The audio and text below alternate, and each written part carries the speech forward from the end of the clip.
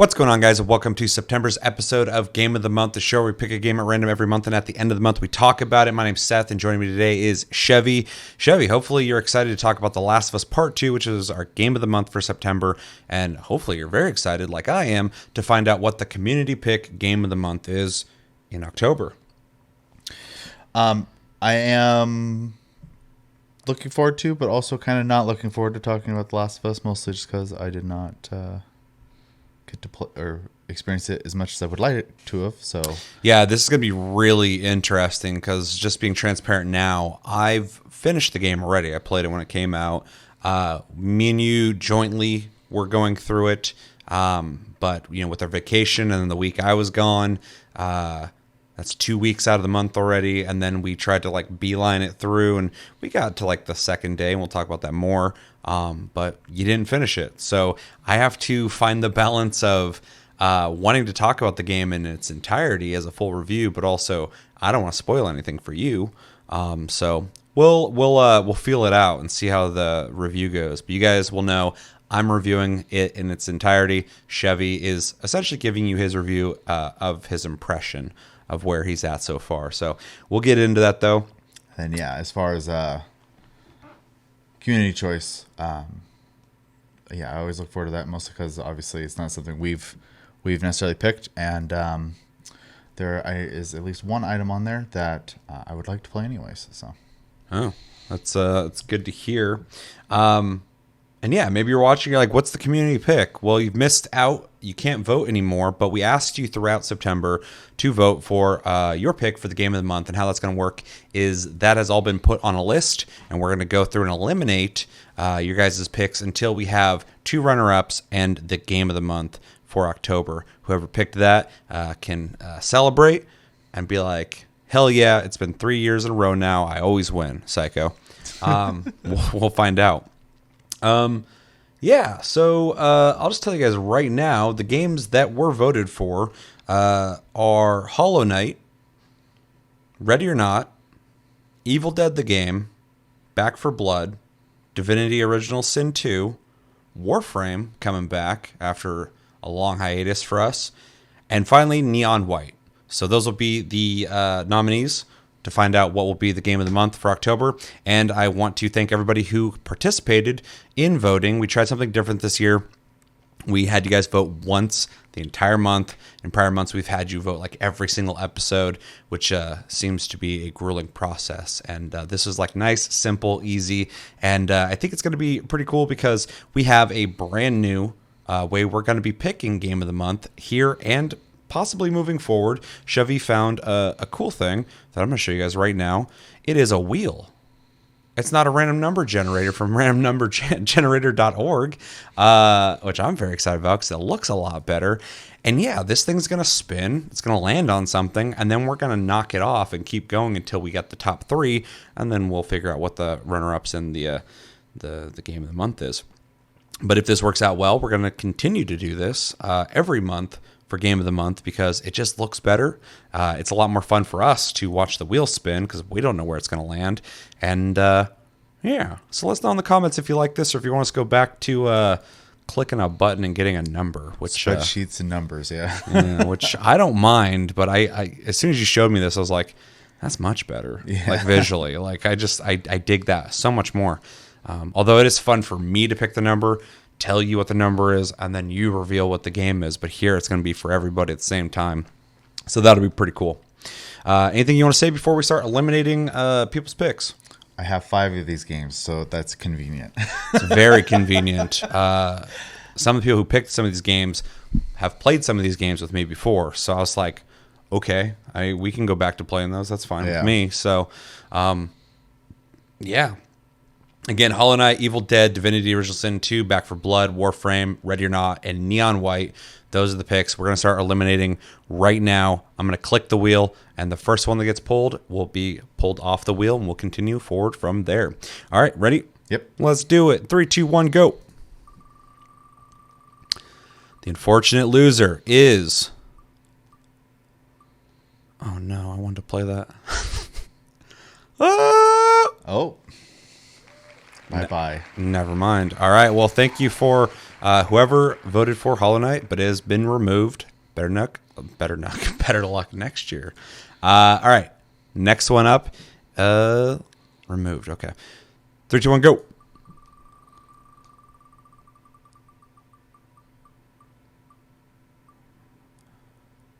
Uh-oh. Warframe. Sorry, Chris. Yeah. I'm trying not to name who voted for these, so it's not like, Yeah. a spotlight on him, but that was his pick. Goodbye, Tenno.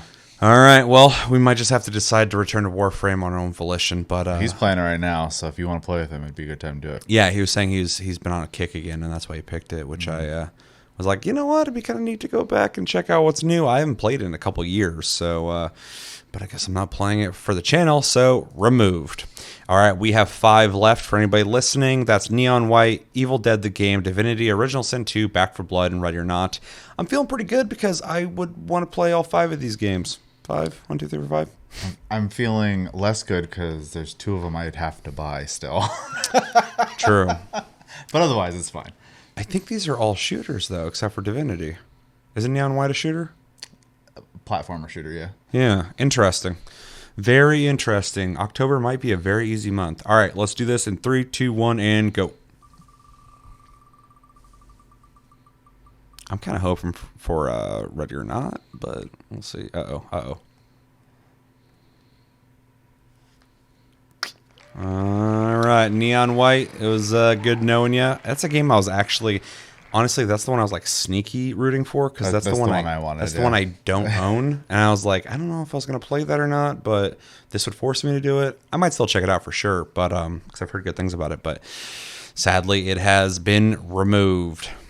Yeah, I figured when you said because I'm thinking like you don't give a shit about Evil Dead the game or Ready or Not. I own Back for Blood, and I never played it. True. Yeah, we've talked about playing it too, but we never did. Out of these 4, which one are you hoping for? I'm going to say it's going to go bye-bye, but probably Divinity out of these 4. Yeah. I think it'd be cool to do a co-op campaign. We started to. Yeah. When we got it last time. If we still have that file, we should just continue that maybe or something. So anyway, the two I'm hoping for the most Ready or Not are Evil Dead the Game, but I'm down to play any of these games. I enjoy all of them. But all right, 3, 2, 1, and go. And this elimination will enter us into the 2 runner-ups in the I told you. Game of the Month. You shouldn't have said it. Yeah. You shouldn't have fucking said it. Goodbye. All right, Divinity Original Sin 2. It was good knowing you, and we have entered shooters. Yep. All shooters. Very interesting. I'm not controlling this. If anybody's like, this is rigged, I have no idea what's going to happen. So if I'm not mistaken, these all, at the very least, will end up on our Game of the Month list. Yes. Yeah. To clarify, all these have a chance or will eventually be our Game of the Month, which will be weird because we would have Back for Blood on our list. It's already on the list. Yeah, which will be very interesting if it gets put as a runner-up. So I would also say if it gets picked, we should probably take it off the list. Yeah, unless we love it so much. True. All right. So any last words out of these 3? Which one? I don't even know what 2 of them are. So You could just sabotage one, name that one. Be like, I don't want to play that. I'm just gonna say that one. I'll just say Back for Blood then, since it's already on the list. All right. First runner-up or second runner-up? How's that work? Second runner-up. I don't know these words. 3, 2, 1, go.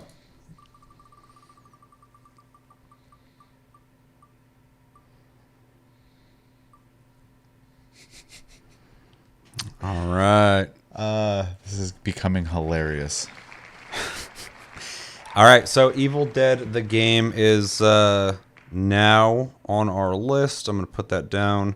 Evil Dead, the game, runner up. All right. So we will be playing Evil Dead, the game at some point via Game of the Month. Last 2. I am very comfortable with the idea of playing Ready or Not.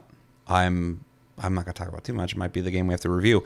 But it would be interesting to return to Back for Blood. So I'm actually pretty okay with either of these. So anything you want to say? You want to jinx anything? No, I'm done talking about it. All right. Well, let's find out what the one that gets eliminated will be the runner-up. The one that is still around will be the game of the month. To be clear, let's find out what our game of the month is and runner-up in 3, 2, 1, and go. Which one Psycho pick? Do you pick Back for Blood? Did he lose? He did lose. That was close though. All Wild. right. Back for Blood is remaining on our game of the month list. Yeah, it's still there. It's already there, so easy enough. Psycho did not win 3 years in a row, so for people who think that he always wins, damn near close, always wins. But yeah, our game of the month for October will be Ready or Not. If you don't know what Ready or Not is, congratulations for who voted for that. I think that was Josh. Ready or Not is like a SWAT 4 style Rainbow Six, old school Rainbow Six style game where you go through different missions. It's very slow paced, very tactical. You peek doors, you breach and clear, you arrest people, you try not to shoot people, but sometimes you have to. And it is a really tense and tactical game that I've played, and I'm really interested to see what you think of it because it's not really a game that I think you would play. It's a little out of my comfort zone. But you've played Rainbow Six Vegas back in the day, so this is just a more hardcore version of that, I would say. I'm sure I'll adapt.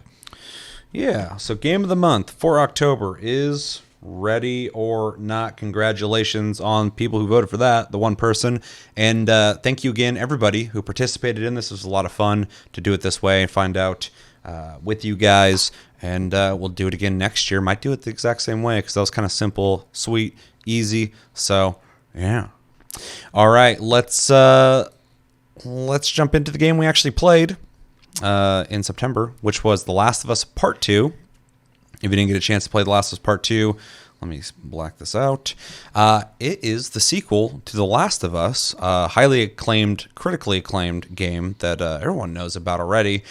In The Last of Us Part 2, you continue the story of Joel and Ellie from the original game. I'm going to be vague with this, although I'm going to warn you right now. The spoilers that you and I are both privy to, we're going to discuss here. So if you don't want partial spoilers, maybe not watch this. I don't know, but I'm gonna keep this intro vague just in case you're still thinking about sticking around or not. I guess the story is about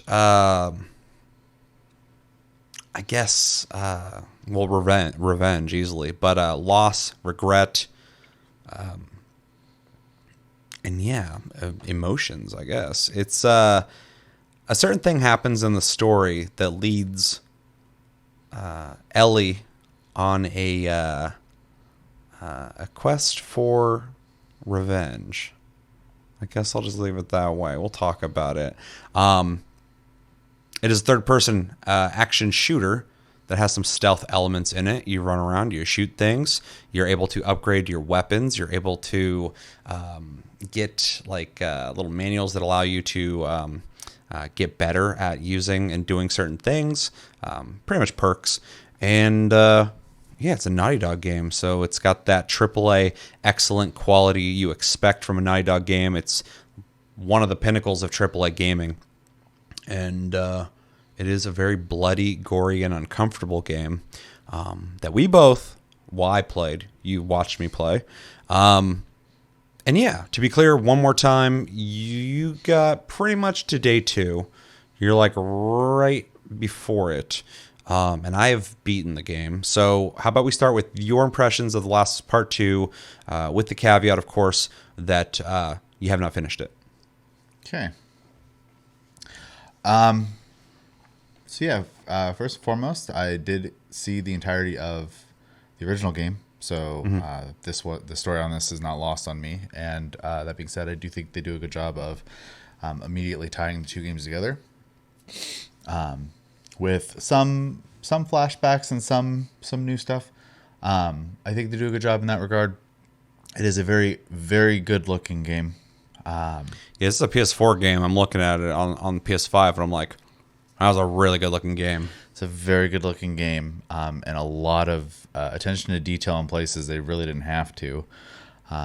specifically in like the foliage and stuff like that, is probably some of the best I've seen. Might be a little biased because of the location, but Yeah, I was gonna say, what did you think of post-apocalyptic Seattle? I think they did a pretty good job. I mean, the advantage they have is because it's destroyed, it doesn't have to be, one Exact. for one. Yeah. Yeah. Yeah, it's just like, yeah, that's where the freeway was. We don't have to really detail it because it got destroyed. Yeah.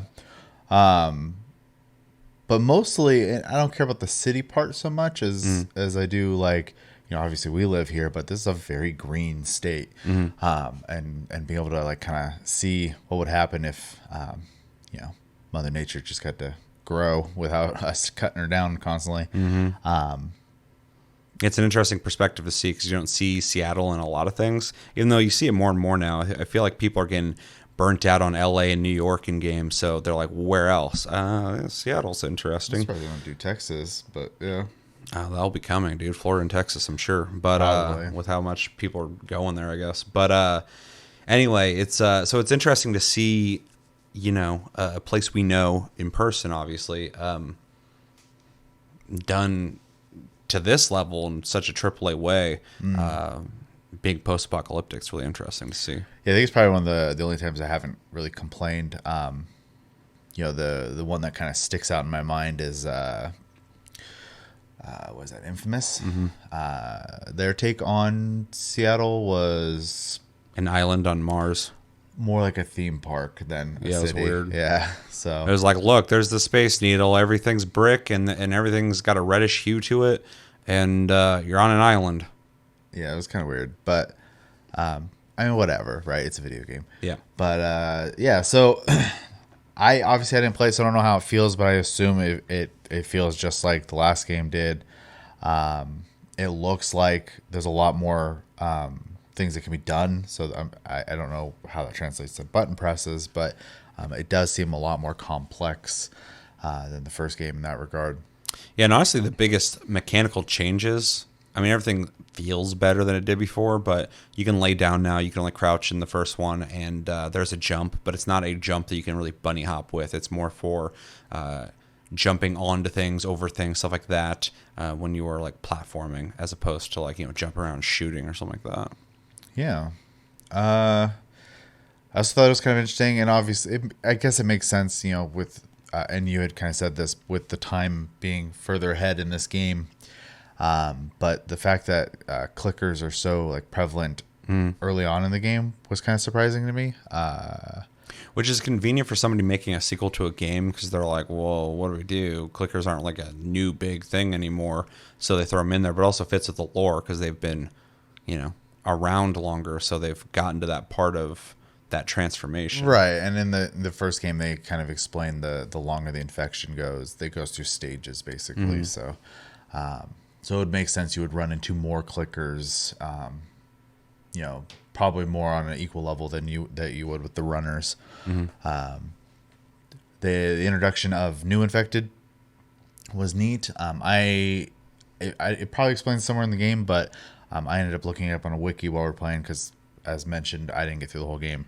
But I like how the new infected is basically also a stage 3 infection, but because the Northwest is a wet environment in comparison to the first game's environments, instead of them turning to bloaters, they turn into these like gaseous type things, Which I fucking hate. yeah.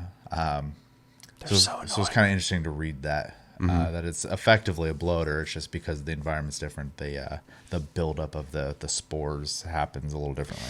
Yeah, I found that really clever because they're like, we got to introduce a new enemy type, but we already have this system where they evolve a specific way, and it's like, oh wait, we're taking this to like a really like moist like rainforest type area, so we can actually create a new, monster essentially because of the environment. I'm like, no, that's smart. So now, like, if they take you to another location in a potential Last of Us Part 3, they can introduce something based off of where you're at then. It's clever. Yeah, so I also enjoy that you start the game, basically very loosely kind of like where you left off the last games. A little bit of time's gone by, and then you get this like 4 year time skip. And then everyone's older, and I like that kind of stuff in all mediums where people actually age a little bit. It's a nice detail. I know it can be a little tricky because you're gonna have those people who like look at every little thing in the game and go, "This doesn't make sense because it's been 4 years," blah blah type of thing. So I understand there's a headache involved, and time bubbles are usually easier to deal with. But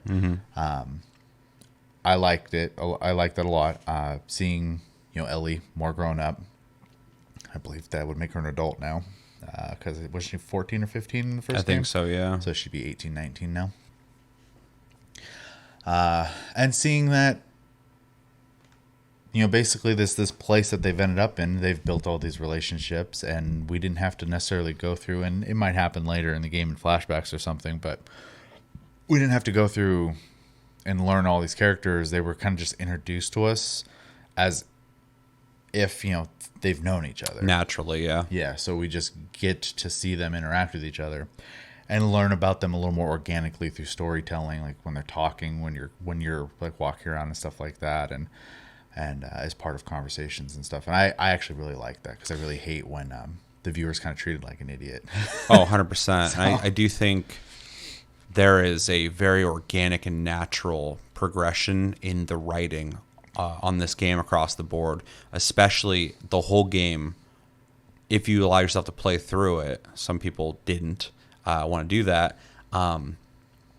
It's able to pull off something that I think is really, really hard to do.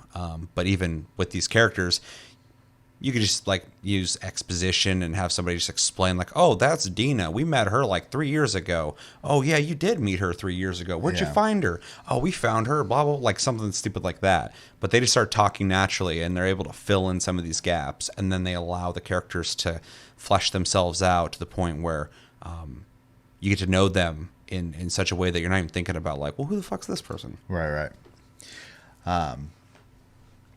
Yeah, where do I go from here? So, at one point, we are introduced to another character named Abby.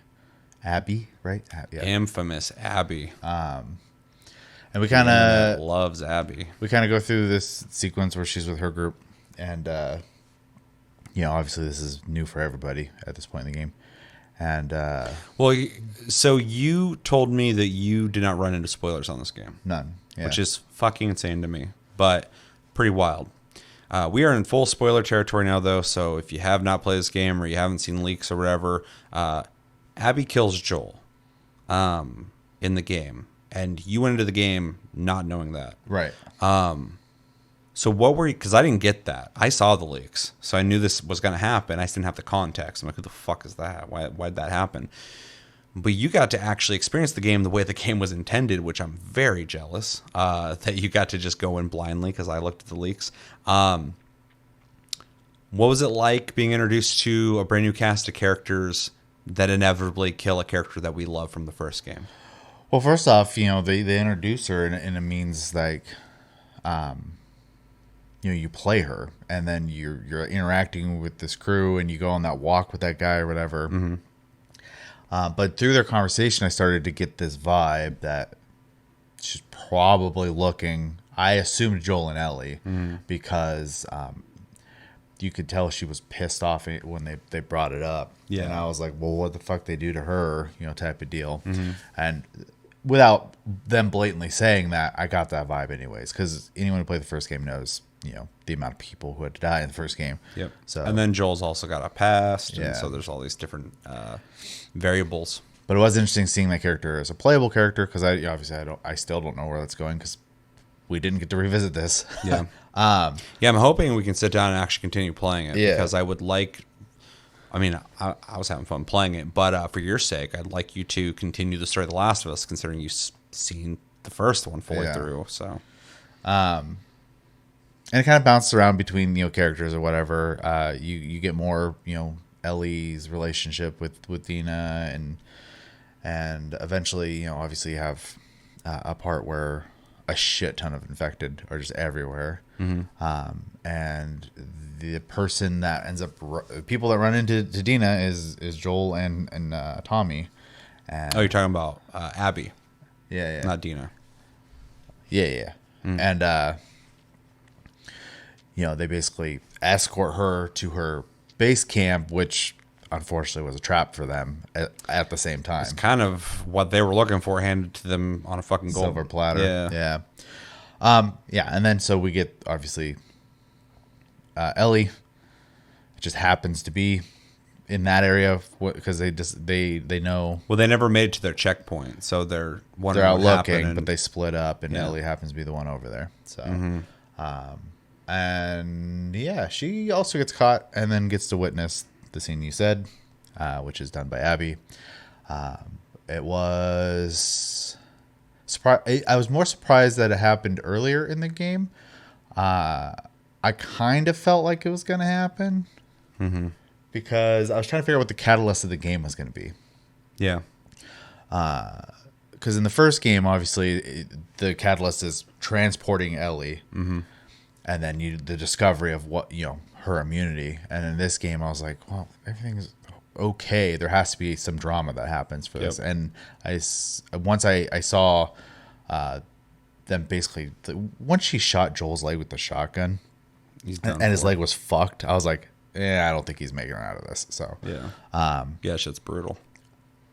and I imagine some people probably didn't like that.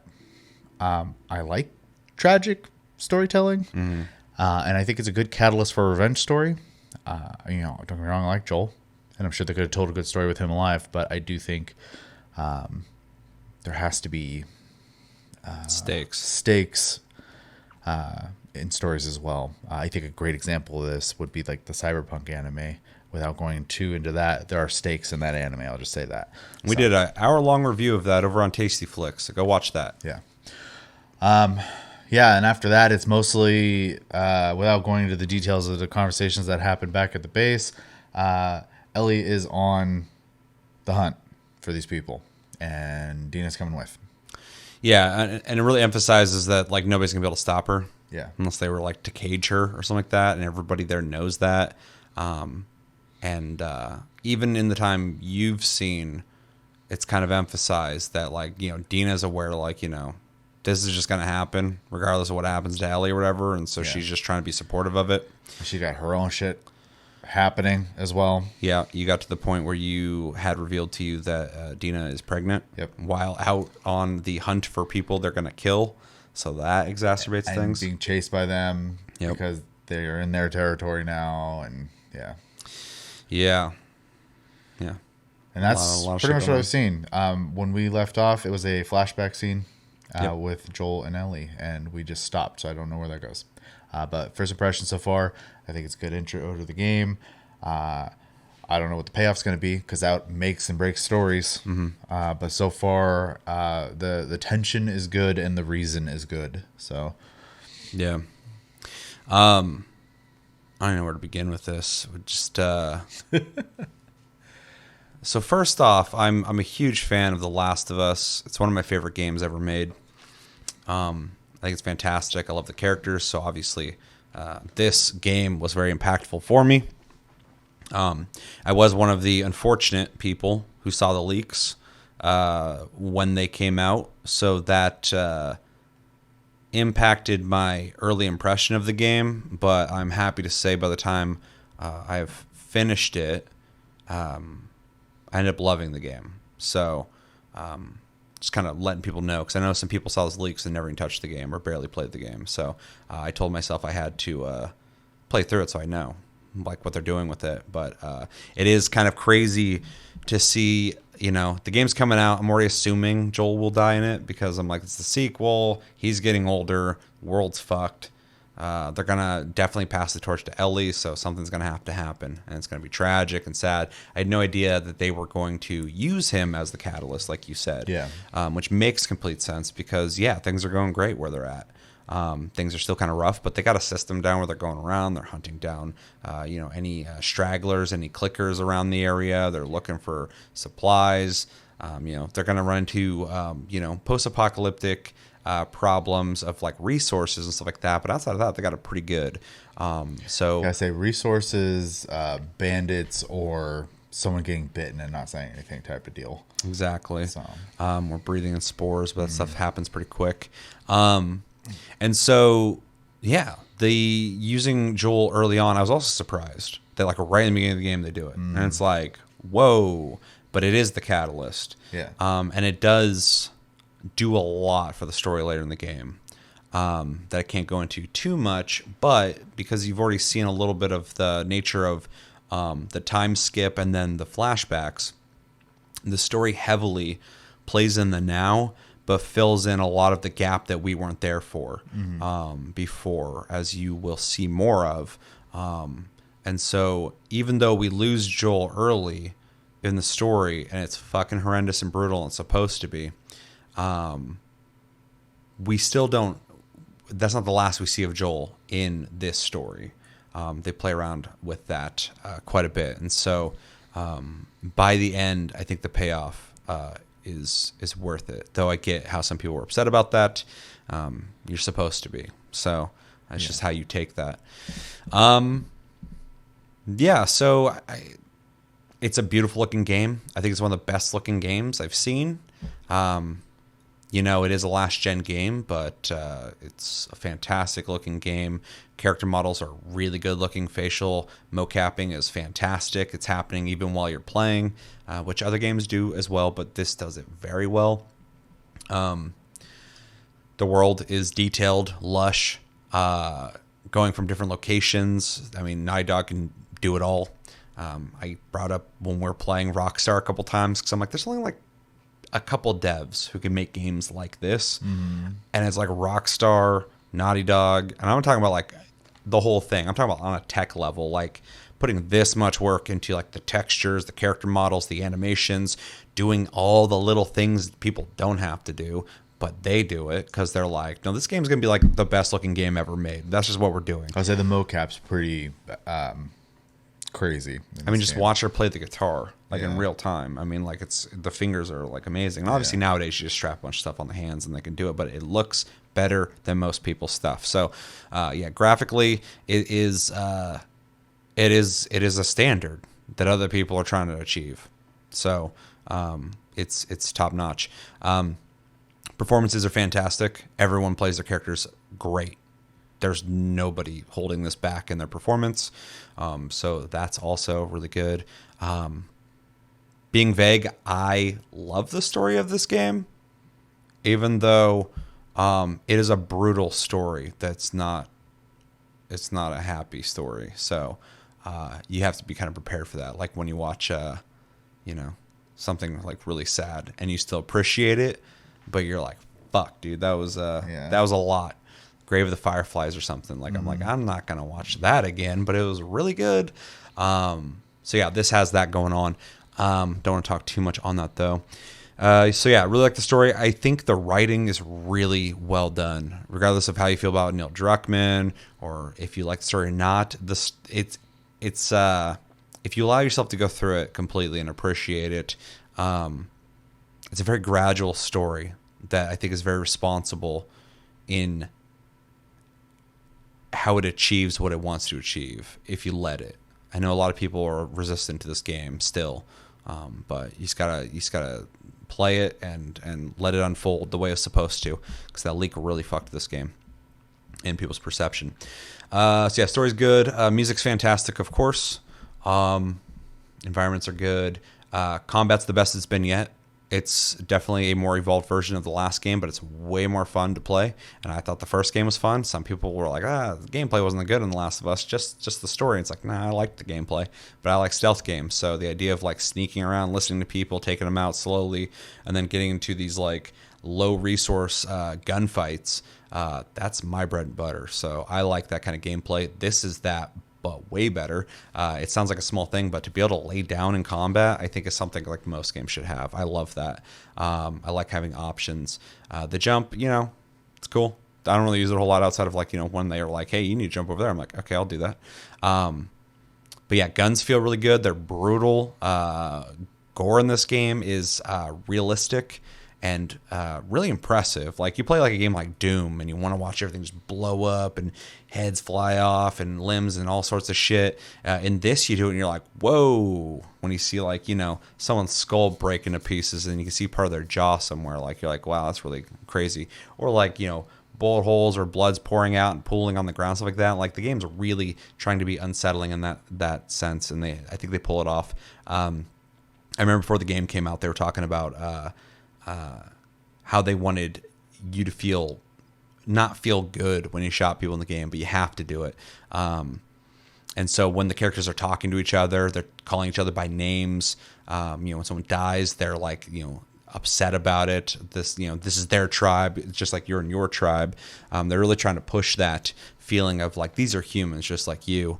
And I think they do a really good job on it because the gameplay's still fun. I'll shoot a motherfucker in a game for sure. But that effort they put into trying to make it seem really gritty and dark and like, oh shit, I killed some random person, is really, really good. They did a good job with that.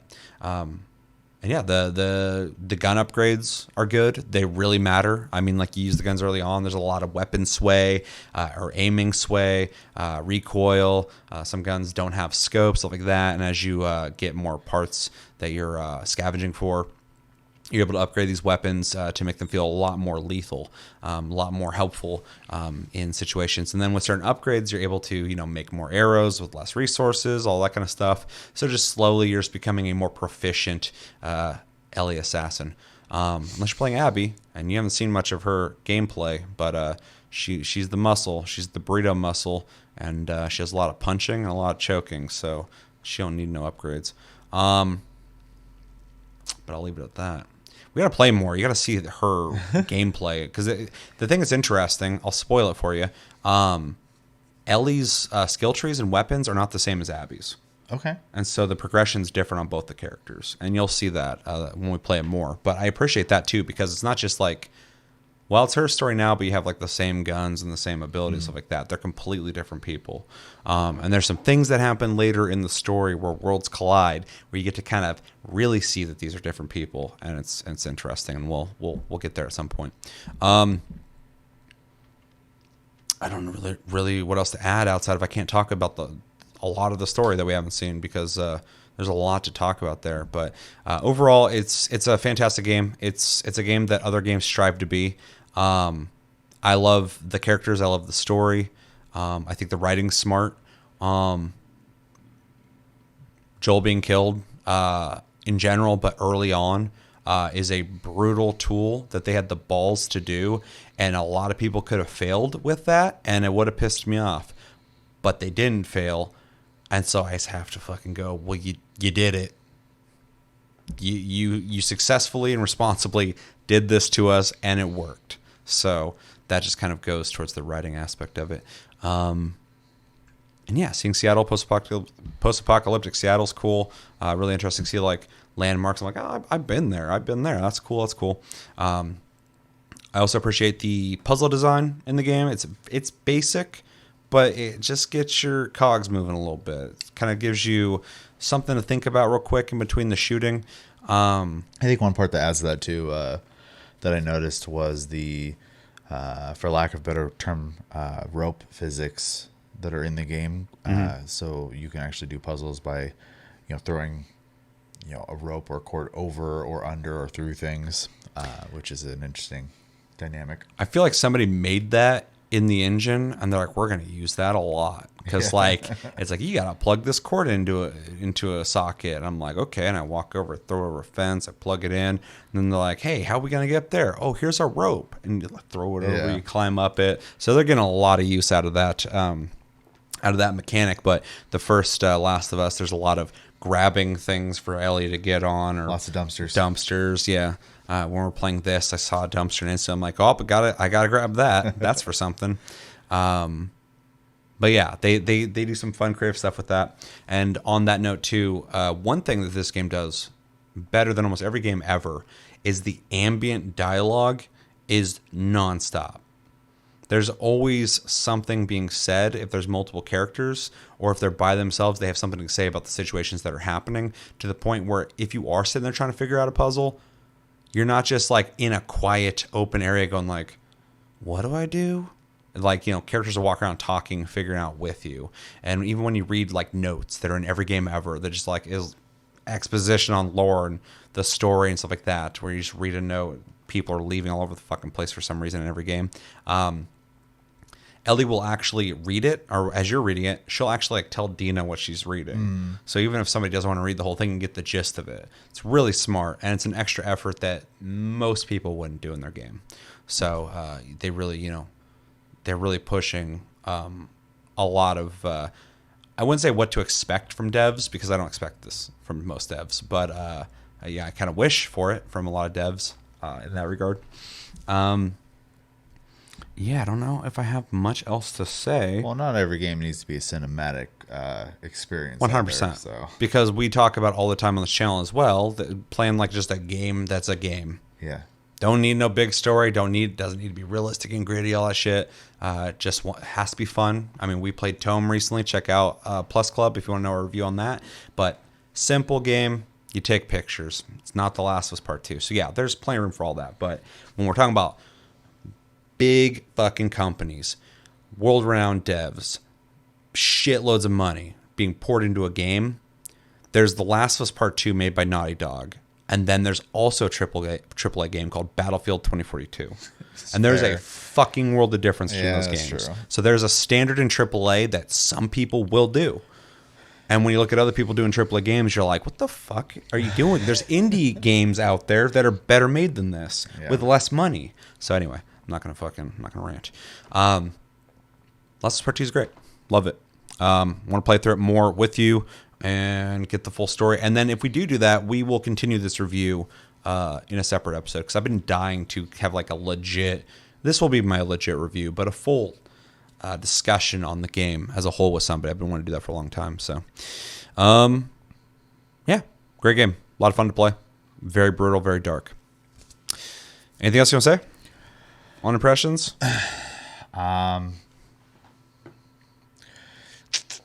Outside of a lot of stuff you said, the only other things I could really think of is, music in the game's done really well, but it was done really well in the first game. So I'm not surprised by that, but it is definitely appreciated.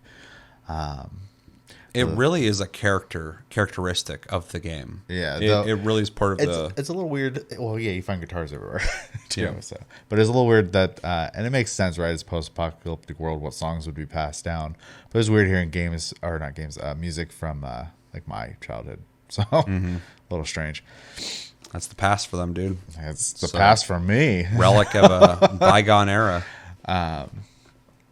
Yeah, and then outside of that, I also, one part that kind of stuck out to me was when you were traveling through that area that was trapped the way it was. Some of those traps were pretty hidden, because if you're just flying through there, there's no way you're not hitting it. So, you talking about like the mines? Yeah, claymores. Yeah, it. If you're looking, you see them just fine, but you can overlook them pretty easily, and it just adds some tension to that part of the game where you're just like, oh, God, okay, let's get through this. Yeah, by the time you probably would get sick of it, it's done.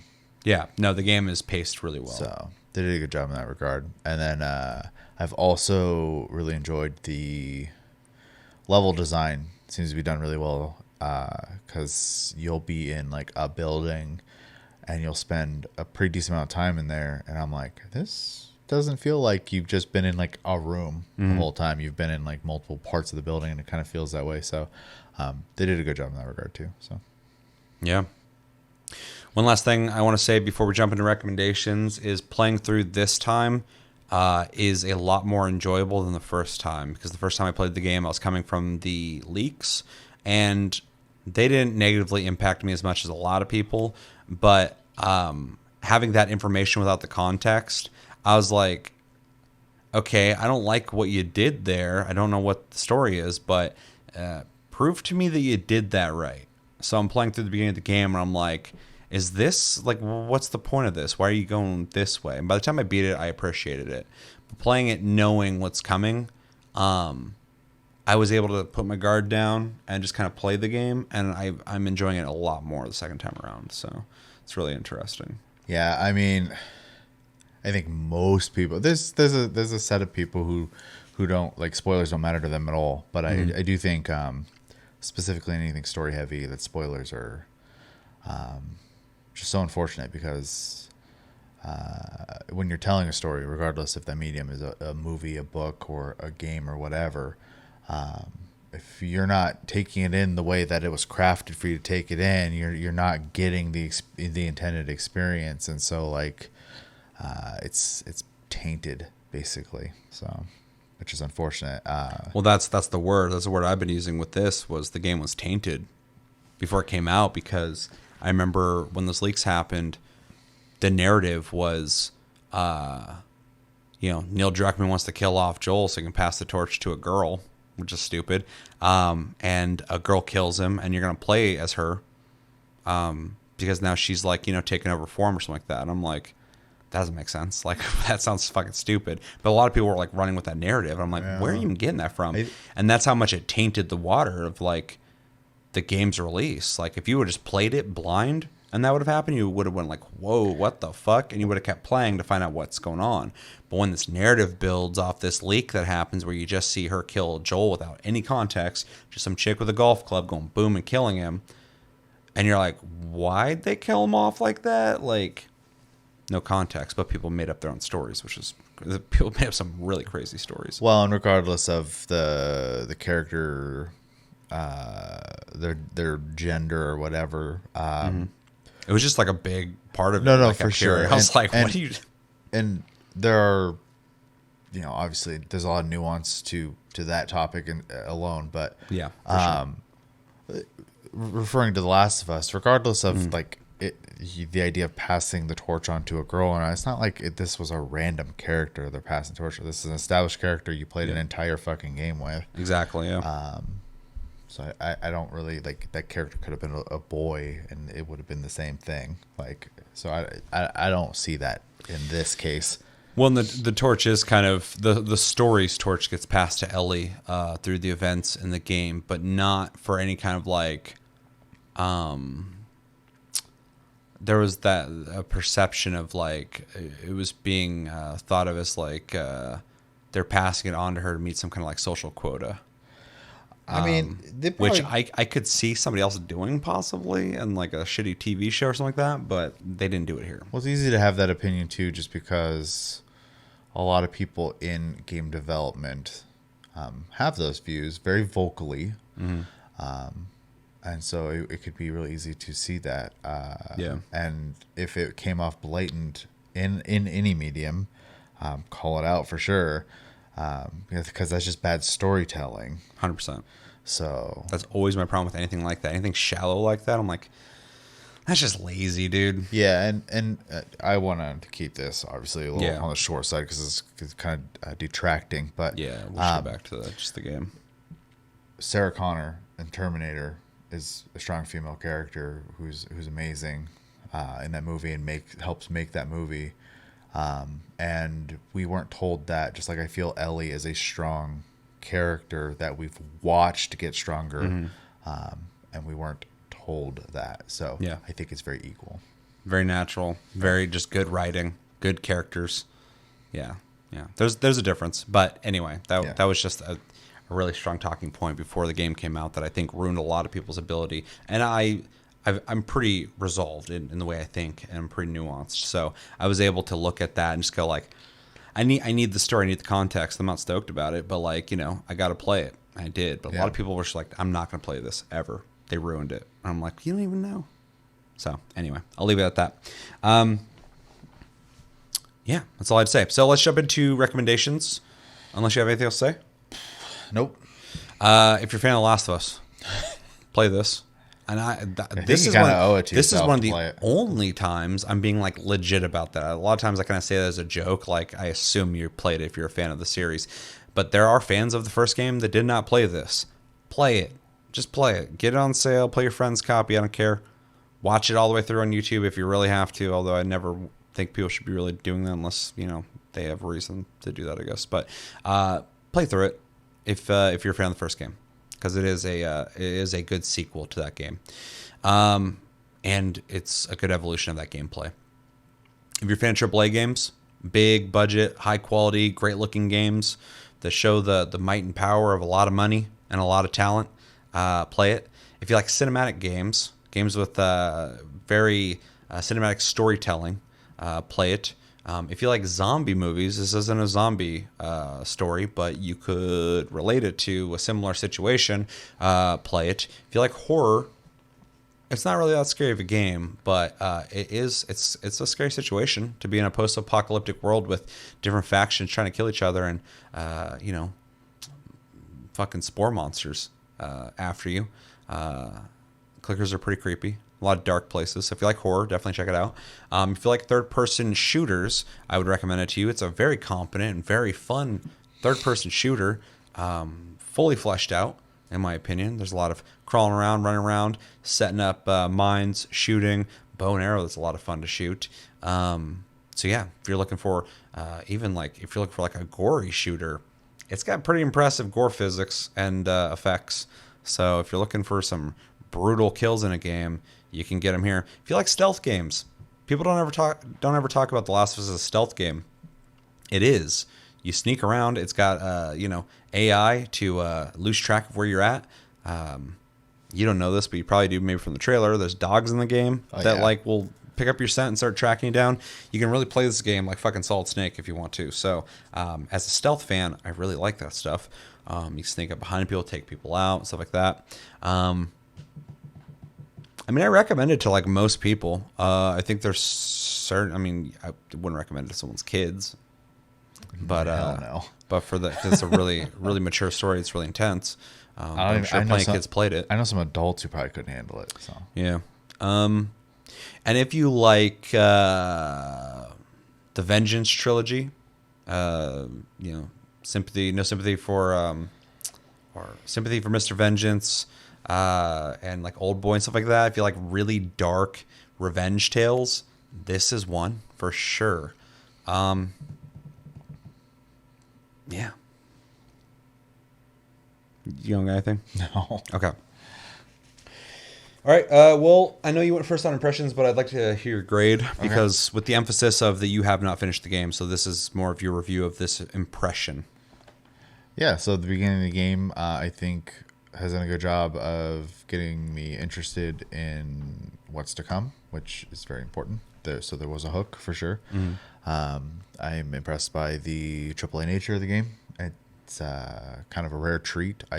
That like you mentioned earlier, is only really done by a handful of companies, unfortunately. Looking forward to God of War Ragnarok. Agreed. But without a payoff, I can't go too high. So I'm going to give it a B+ for now. I do think it's a good starting point. I'm looking forward to the other perspective of Abby because they've already shown that it's going to be a thing, and you've brought it up that it's going to be a thing. The flashbacks, all that stuff, and then inevitably the finale because, that really kind of made The Last of Us, the beginning and the end of that game. So it's got one. Yeah. It's got a finale. So I'm sure this game, in similar fashion, rough beginning, I'm sure it'll have a rough end. So, yeah, both games they end and you just go, and you think about it.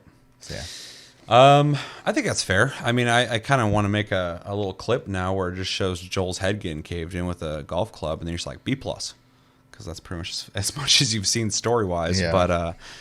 But yeah, we gotta play more. That's fair. That's fair. You're like a third through the game, so. Maybe a little bit more. I don't know.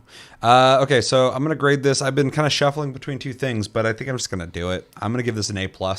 I think the story's fantastic. I think the character's fantastic. I think the performances are fantastic. I think the world is crafted well. The graphics are really good. Gameplay's a lot of fun. It excels in every way that other games don't. It's not the best game ever made, in case you're not a fan of the game. But you can't deny its quality. And if you do like the story, it resonates with you. You like the characters, it's a highlight of all gaming. You look at it, it's The Last of Us Part 2 for a reason. So easy A+. Almost out of an A, just because I was like, I think I like the first game a little better. Not gameplay-wise. Second one's so much more fun to play. But storyline-wise, no, it deserves an A+. It excels beyond so many other games and what it does. So, yeah, fantastic game. Highly recommend it. All right, anything else? I think that's it. All right, well, let us know in the comments what you guys think of The Last of Us Part 2. For Chevy's sake, try to avoid future spoilers. If you do have spoilers, just write spoiler warning at the top of Or your I just comment. won't check the comments. Yeah, we can do that too, because I have played throughout the game. So if you have hard opinions on this game, you want to discuss them, let's do it in the comments. Be respectful. I'm okay with people disliking the game. I'm okay with people fanboying over the game, all that kind of stuff. So yeah, like and dislike whatever the hell you want. yeah, let's talk about it. And what do you think about the game of the month pick you guys picked? Let me know what you're thinking about in the comments below. But that's going to do it for this episode of Game of the Month. As always, thank you for watching. Make sure to like and subscribe if you enjoyed this episode. Make sure to check out our other episodes. Check us out on our streams and socials, link down below. Check out our Discord, link down below. You can talk to us anytime, all the time. We're on iTunes, Spotify, and other podcast platforms if you prefer to listen to us in audio form. We have a Patreon if you'd like to support the channel more than liking, commenting, sharing, and subscribing if you're brand new. And have a TikTok that is currently under attack by Blizzard fans. And you can check that out if you want. I almost have 500,000 views on that video. And I'm like, stop watching it. Go away. I don't want you here. Anyway, go check out the chaos there. It's Taste Senpai. I should link it. We talked about that last episode. And thanks again for voting, guys. Thanks again for watching. I've been Seth. It's been Chevy. And until next one, have a good one, guys, and take it easy.